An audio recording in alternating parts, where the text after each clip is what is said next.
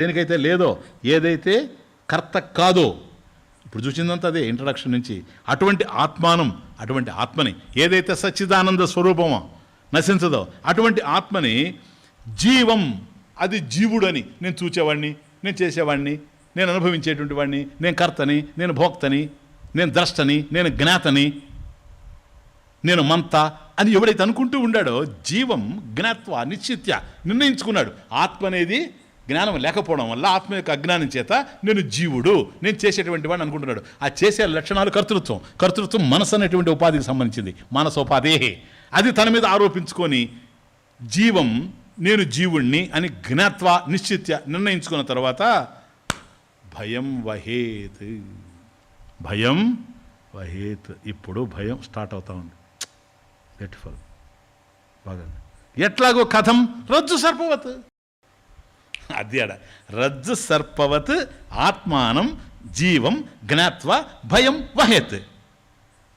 ఎప్పుడైతే ఆత్మని, ఆత్మ యొక్క జ్ఞానం లేకపోవడం చేత తానే జీవుడు అని అభిప్రాయపడుతున్నాడో, నేను చేసేవాణ్ణి, నేను అనుభవించేవాణ్ణి, నాకు కర్తృత్వం ఉంది, నేను కర్తని అని ఎవడైతే జీవనామకం, జీవుడు అనేటువంటి పేరుతో ఎవడైతే తెలియబడుతూ ఉన్నాడో, జీవం జ్ఞాత్వ నిశ్చిత్య రజ్జు సర్పవత్, అక్కడ ఉండేది త్రాడే అయినా సర్పవత్, దాంట్లో పామును చూచి ఎట్లాగైతే భయపడతా ఉండారో, భయానికి అవకాశం లేదు.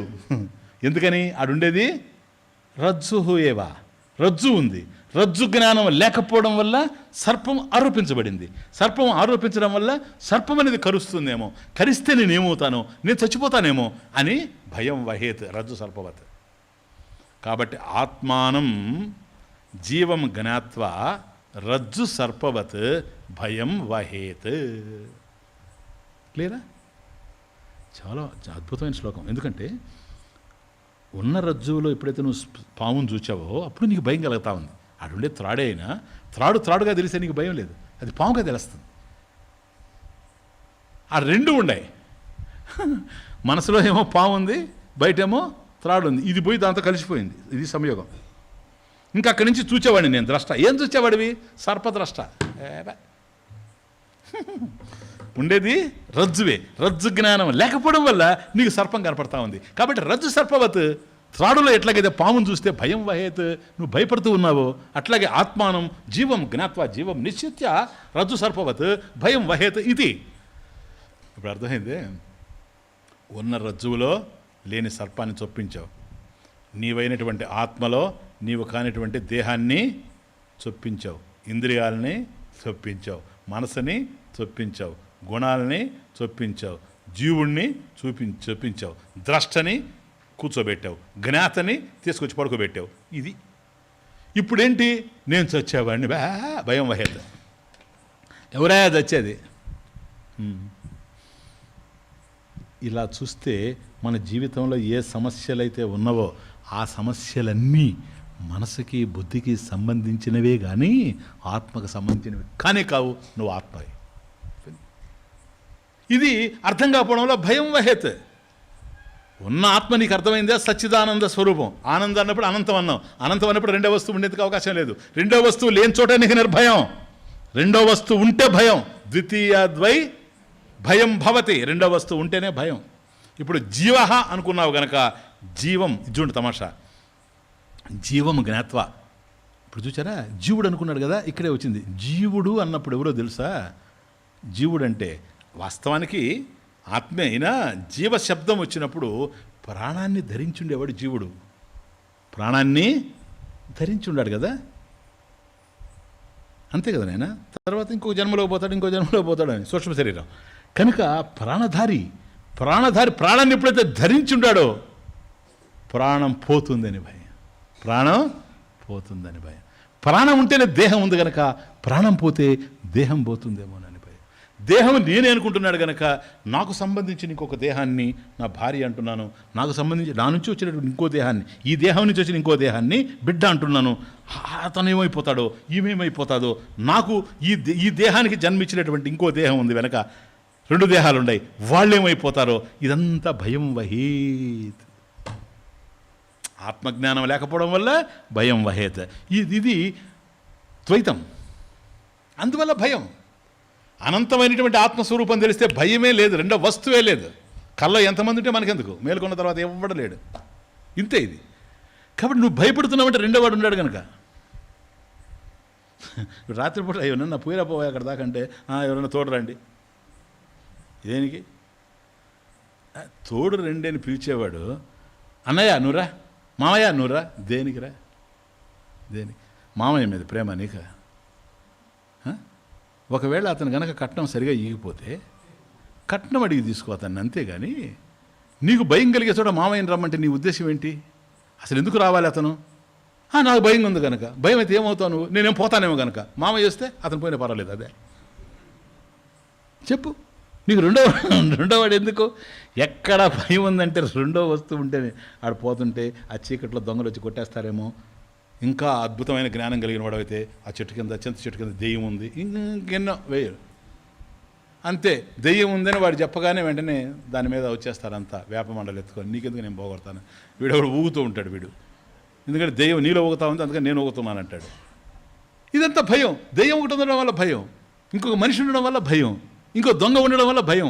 ద్వితీయ ద్వై భయం భవతే. మ్యాన్ ఒకడు ఉన్నాడు మనిషి, వాడి వల్ల. రెండు ఎట్లా పెట్టుకో. మనిషి ఉన్నాడు, భయం లేదు. ఒక్కోసారి చూడు మాట చూడు, మనిషి ఉన్నాడు. ఇప్పుడు మనం పోతా ఉన్నాం, ఎవరు కనపడితే వాళ్ళు బస్సిట్టున్నామా? రెండో వస్తువు ఉన్నంత మాత్రాన్ని కూడా భయం అవసరం లే. ఇప్పుడు వాడు కనపడ్డాడు, ఇప్పుడు నేను కనపడతాను, మీకు భయం ఎందుకు? మీరు కనపడతాను, నాకెందుకు భయం? అదే ప్యాంటు వెనక జోబీలో నుంచి పిస్టల్ తీసి ఇట్లా పెట్టుకొని ఇలా అన్నాడు అనుకోండి, ఇటు పట్టుకొని, ఇప్పుడు భయం. అంటే మనిషి ఉంటే భయం కాదు, మనిషి చేతిలో పిస్టల్ ఉంటే భయం. అది రెండోది. మళ్ళీ అర్థమవుతుంది ఇప్పుడు? అది రెండవది. ఎక్కడైనా సరే భయం కలిగిందంటే రెండవ వస్తువు కనపడతా ఉంటుంది. నువ్వే పులి కాదు, నువ్వే. పులిని చూచావనుకో భయం, రెండవది. అది పావును చూస్తే భయం, ఎందుకని? నువ్వు పావు కాదు, అది రెండవది, నీకన్నా అన్యంగా. ద్వితీయ ద్వై భయం భవతి. ఏదైనా అప్పుడు క్యాన్సర్ని చూసి భయపడతాడు. ఎందుకు క్యాన్సర్ని చూసి భయపడుతున్నాడు? అది నీకన్నా అన్యంగా ఉంది. ఏదైతే మనకన్నా అన్యంగా రెండవది కనిపిస్తూ ఉందో దాన్ని చూస్తేనే భయం. అసలు అన్నీ అట్లాగే ఉన్నాయి. ఇదో నీళ్ళని చూస్తే భయం, చెంబులో నీళ్ళని చూస్తే భయం లేకపోవచ్చు. అర్థమైంది? మూసి వచ్చేసింది, లేకపోతే ఇంకోటి వచ్చింది అంటాడు. చూడు, అది వస్తుందా రాదని కూడా లేకుండా పరిగెత్తులా మనం. ఏమిట్రా అది ఎక్కడి నుంచి వస్తుంది, అది కింద ఉంది, నేను పైన ఉన్నా, ఎట్లా వస్తుందని కూడా ఆలోచన కూడా ఉండదు. వచ్చేస్తుందా ట్యాంక్ బండి నుంచి నీళ్లు దొల్లిపోయినాయంటే అందరూ వెళ్ళిపోతారులే. ఇదంతా ఏంటి? ఇదంతా తాదాత్మ్యం చెందడమే, సూపర్ ఇంపోజిషనే, అధ్యాస ఇదంతా. అర్థమవుతుంది? కాబట్టి నీళ్లు చూస్తే భయం, ఎందుకని అవి ముంచేస్తాయేమో. నాకన్నా వేరుగా నీళ్లు ఉన్నాయి, కానీ అవి ముంచేస్తాయేమో. నీళ్ళు కూడా ఒక రకంగా ఉంటే పర్వాలేదు, ఎక్కువైపోతే ముంచేస్తాయేమో. అగ్ని ఉంది, కాల్చేస్తుందేమో. వాయువు ఉంది, కూల్చేస్తుందేమో. రోజు లోపలికి పోయి వస్తానే ఉంది, మనం ఏం భయపడడం లేదు. కానీ ఓరి సునామీలాగా వచ్చిందనుకోండి, భయం. ద్వితీయ ద్వై భయం పోతుంది. ఆ విధంగా ఉండడం ఇష్టం లేదు. కాబట్టి రజ్జు సర్పవత ఆత్మానం జీవం జ్ఞాత్వా భయం వహేత్. ఆత్మానం జీవం జ్ఞాత్వా నిశ్చిత్య రజ్జు సర్పవత భయం వహేత్. స్వామీజీ భయం పోవాలి మాకు. నాహం జీవ. నెక్స్ట్ చూడుతూ బ్యూటిఫుల్. నాహం జీవ అహం జీవ నా, నేను జీవుణ్ణి కాను. మరి ఎవరు నువ్వు? కౌన్ హో తుమ్? నాహం జీవ పరాత్మేతి అహం పరమాత్మ ఇతి. నేను ఆత్మస్వరూపమే కానీ జీవుణ్ణి కాదు. జ్ఞాతశ్చేత్, జ్ఞాతశ్చేత్, ఈ విధంగా తెలుసుకున్న తర్వాత నిర్భయో భవేత్, నిర్గత భయో భవేత్. కాబట్టి ఇంకా భయం లేదు. ఎందుకని? నేను జీవుడిని అంటే నాకన్నా అన్యంగా రెండవది కనుక భయపడుతూ ఉన్నా. నేను ఎప్పుడైతే పరమాత్మ సచ్చిదానంద స్వరూపం అని తెలిసిపోయిందో, ఈ విధంగా లాజికల్గా థింక్ చేసి జ్ఞానం శ్రవణం చేసి అంతఃకరణ శుద్ధి కనుక ఉంటే ఈ శ్రవణాన్ని మననం చేసుకొని మననం నిధిధ్యాసలో స్థిరపరచుకున్న తర్వాత ఇంకుండేందుకు అవకాశం లేదు. ఇది రెండవ వస్తువు లేదు, భేదం లేదు కనుక అభేద దర్శనం జ్ఞానం. జ్ఞానం అంటే ఏంటి? జ్ఞాతశ్చేత్. ఇది తెలిస్తే, ఏది తెలిస్తే? రెండవది ఉంది అని తెలియడం కాదు. అభేద దర్శనం జ్ఞానం. స్కందోపనిషత్, స్కందోపనిషత్తులో అభేద దర్శనం జ్ఞానం. కాబట్టి జ్ఞానం అనేది ఏదో కాదు, రెండవది కనిపించకుండా ఏకమేవ అద్వితీయం, అదే జ్ఞానము.